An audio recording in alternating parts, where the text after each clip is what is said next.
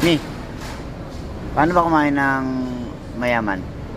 Hindi ko alam, hindi ako mayaman. Hindi nga, bakit naman? Paano? Dapat maliit lang. Maliit? Portion, Yan. Tapos, pagkahati mo, Tapos, yan, small portion. ay paano nguyain yan? Dapat, Ah, hindi ba dapat matatouch ng lips mo yung fork? oo. Tapos, hindi ka dapat bubuka.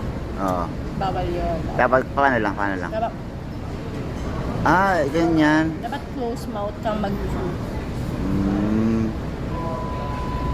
So, ganyan kumain ng mayaman?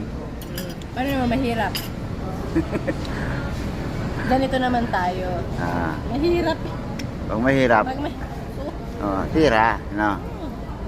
Okay.